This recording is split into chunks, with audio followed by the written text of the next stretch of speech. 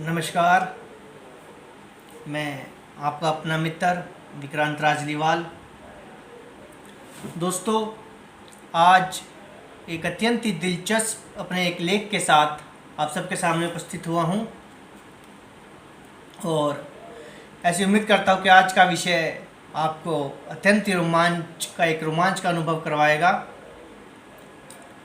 हमारा यह ब्रह्मांड अनेक प्रकार के रहस्यों को स्वयं के अंदर समाये हुए है और जिनका हम अंदाज़ा भी नहीं लगा सकते।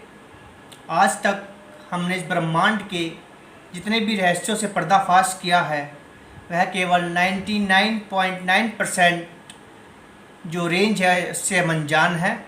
केवल 0.1 तक हम शायद पहुंच पाए होंगे और उसी प्रकार से हमारा मानव मस्तिष्क है जो वह भी अपने आप में परिपूर्ण है, संपूर्ण है और अनेक प्रकार के रहस्यों को स्वयं के अंदर समाये हुए है, जिसका अंदाज़ा भी कोई साधारण मस्तिष्क नहीं लगा सकता।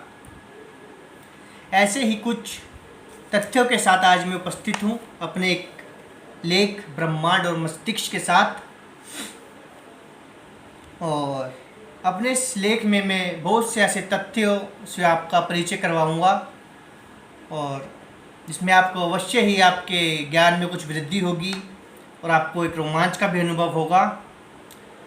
तो इसी उम्मीद के साथ प्रारंभ करता हूँ मैं अपने आज का विषय।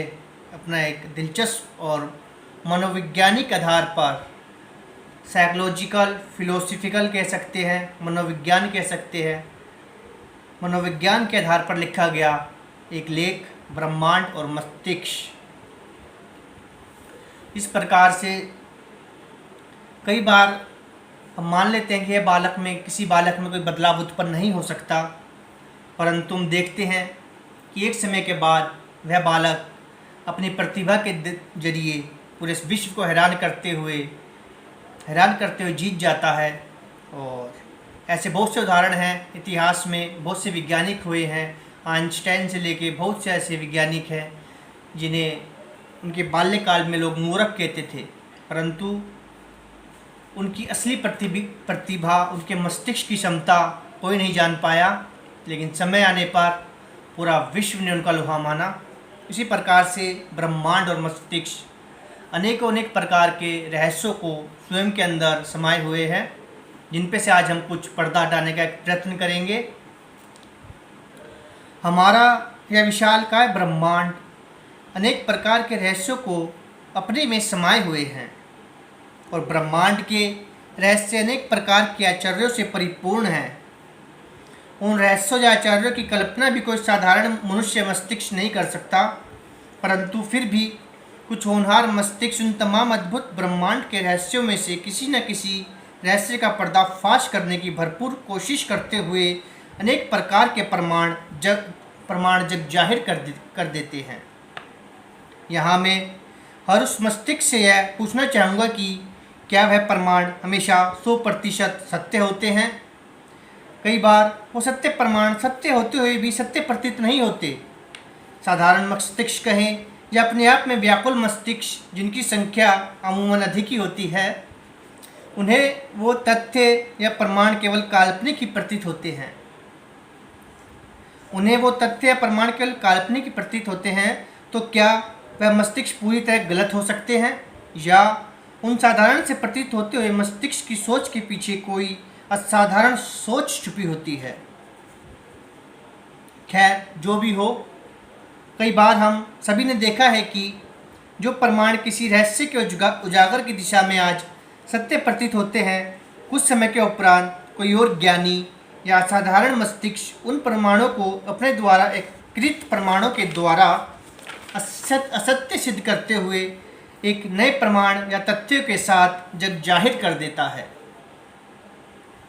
हमारा मस्तिष्क कई बार अपने तथ्यों को सुलझाए बिना ही परिणाम घोषित कर देता है। दरअसल हमारा यह मानव मस्तिष्क है क्या? कहीं इसमें भी कंप्यूटर की ही भांति केवल तथ्यों का संग्रह मात्र ही तो नहीं है? हमारे इस संसार में कई होनहार जिज्ञासा से परिपूर्ण मस्तिष्क मौजूद हैं, परंतु फिर भी अगर कोई ज्ञानी मस्तिष्क कोई गलती कर दे तो क्या यह पूरी तरह उसी का दोष होता है? आखिर यह गलत जानकारी या सत्य तथ्य उस मस्तिष्क में आया कहाँ से? कहीं यह तो नहीं कि किसी चालाक या भ्रमित मस्तिष्क यह असत्य तथ्य या उस मस्तिष्क के सॉफ्टवेयर प्रोग्राम में स्थानांतरण या डाउनलोड कर दिया हो और खुद सामने आए बिना ही अपना प्रयोग उस मस्तिष्क द्वारा की गई गलतियों से खुद का प्रमाण सत्य सिद्ध कर रहा हो। ऐसा भी होता है। खैर, जो भी हो, मैं आपसे पूछना चाहूँगा कि अगर कोई दूषित या भ्रमित मस्तिष्क आपके सम्मुख आ जाए तो क्या किसी न किसी को तो इस दूषित मानव मस्तिष्क सॉफ्टवेयर का तोड़ ढूंढना ही पड़ेगा, पर कैसे? दरअसल यह एक दूषित सॉफ्टवेयर होते हुए भी एक प्रकार के हानिकारक वायरस की ही भांति हमारे मस्तिष्क के कार्यक्षमता प्रणाली को प्रभावित करते हुए उसे नष्ट कर सकता है। परंतु इस वायरस का भी तोड़ हमारे अपने मानव मस्तिष्क में ही कहीं छुपा है, जिसे बस एक उचित मार्गदर्शन की आवश्यकता होती है। यह पूर्णतः सत्य है। जी हाँ, आज से ही नहीं बल्कि अनादिकाल से हमारे अपने मानव मस्तिष्क के पास ऐसे ऐसे एंटीवायरस या तोड़ मौजूद है जिनकी कल्पना भी कोई साधारण मानव मस्तिष्क नहीं कर सकता। आज के संदर्भ में अगर मैं बात करूं तो आज का मानव मस्तिष्क खुद को कुछ ज़्यादा ही तेज तरार समझने की भूल करता जा रहा है और उन तमाम एंटीवायरसों को नकारते हुए उन्हें बेमतलब का मानने लगा है।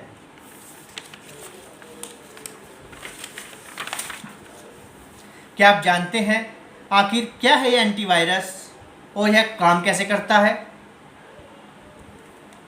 तो जनाब, इसका जवाब छुपा है अध्यात्म में। जी हाँ, आपने सही सुना है।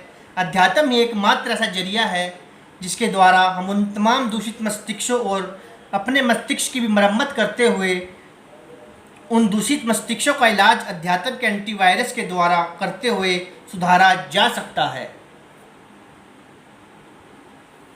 फिर भी आज का तेज मस्तिष्क उन सभी आध्यात्मिक सॉफ्टवेयरों को नकारते हुए नित्य नए प्रयोग करता ही जा रहा है।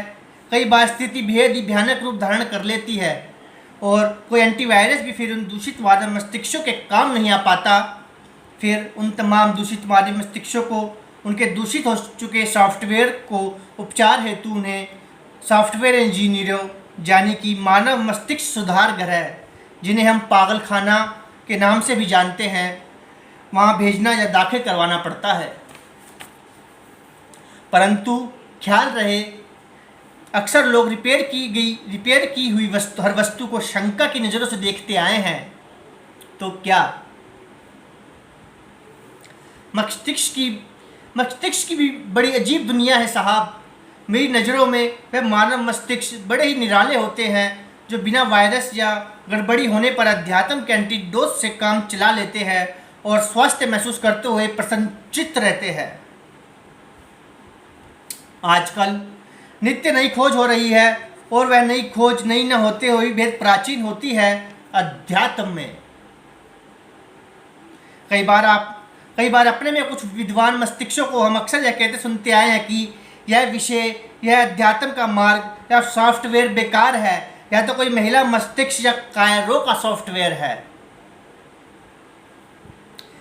क्या हमें यह बात मान लेनी चाहिए कि महिला मस्तिष्क और पुरुष मस्तिष्क भिन्न भिन्न होते हैं, या उनके सॉफ्टवेयर अलग अलग ढंग से काम करते हैं, या प्रकृति ने अलग अलग विचारों के साथ बनाया है, या तो साधारण मानव मस्तिष्क की कोरी कल्पना मात्र है साहब।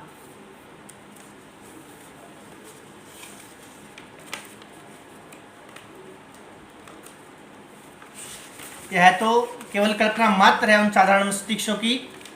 सदियों से पुरुष मस्तिष्क ने महिला मस्तिष्क को अपने से क्षीण या कम बुद्धि का ही समझा है। क्या एक मस्तिष्क केवल लिंग के द्वारा उच्च या निम्न हो सकता है? देखा जाए तो आज का पुरुष मस्तिष्क कुछ हैरान और परेशान सा है आखिर क्यों? सबसे पहले तो मैं यहाँ स्पष्ट कर दूं कि कोई भी मस्तिष्क केवल लिंग के आधार पर उच्च या निम्न नहीं हो सकता। अगर कोई ऐसा सोचता है तो यह उसके दूषित मानव मस्तिष्क का ही दोष है। मेरे इस कथन से कई दूषित या साधारण मस्तिष्क के मन में एक विचार उत्पन्न हो रहा होगा कि ऐसा क्यों? तो जानिए जनाब, क्योंकि आज महिला मस्तिष्क ने अपने मस्तिष्क को इस संसार के हर क्षेत्र में साबित करके दिखा दिया है, और उन्होंने साबित कर दिया है कि उनका सॉफ्टवेयर किसी प्रकार से किसी भी पुरुष मस्तिष्क सॉफ्टवेयर से क्षीण या कम बुद्धि नहीं रखता है। आज महिला नित्य नए इतिहास रच रही है। आज महिलाएं नित्य नए इतिहास रच रही है, क्योंकि अगर कोई गलती होती है तो दोष किसी मस्तिष्क का नहीं होता, बल्कि सोच का, सॉफ्टवेयर का होता है जो उसे चलाता है। दोष उन आंकड़ों का होता है जो उसमें जाने अनजाने लोड हो जाते हैं। आज जिस प्रकार से महिला मस्तिष्क ने अपने सॉफ्टवेयर का इस्तेमाल करके दिखलाया है और जो इतिहास रचे हैं, उनसे यह साबित हो गया है कि अगर हम अपने मस्तिष्क का सही इस्तेमाल करें तो हर किसी को अपने मस्तिष्क के सॉफ्टवेयर पर गर्व हो जाएगा। इसी प्रकार से ब्रह्मांड और मस्तिष्क के राज भला कोई पूरी तरह हल कर पाया है? नहीं दोस्तों, अभी तो केवल शुरुआत मात्र ही है। आज हमें एक ऐसे मानव मस्तिष्क सॉफ्टवेयर की आवश्यकता है जो आने वाली पीढ़ियों को नैतिकता, मानवता और समानता की नेक राह पे चला सके, और उस मानवता से परिपूर्ण सॉफ्टवेयर के ऊपर कोई भी दूषित वायरस अपना कार्य न कर सके। तभी हर एक मस्तिष्क खुद को स्वस्थ और ताज़ा महसूस कर पाएगा, जो आज के समय की एक प्राथमिक आवश्यकता भी है। आज की युवा पीढ़ी को चाहिए कि भविष्य के लिए ऐसे ही युवा मस्तिष्क तैयार करे, और यह हर एक जिम्मेवार व्यक्ति की जिम्मेवारी है दोस्तों। अगर ऐसा हो पाया तो वह दिन दूर नहीं जब कोई भी मस्तिष्क खुद को हीन और असहाय समझने की भूल नहीं करेगा, और इस संपूर्ण ब्रह्मांड पर केवल सुशासन का एक छत्र राज होगा। आखिर वह दिन कब आएगा वह दिन? धन्यवाद।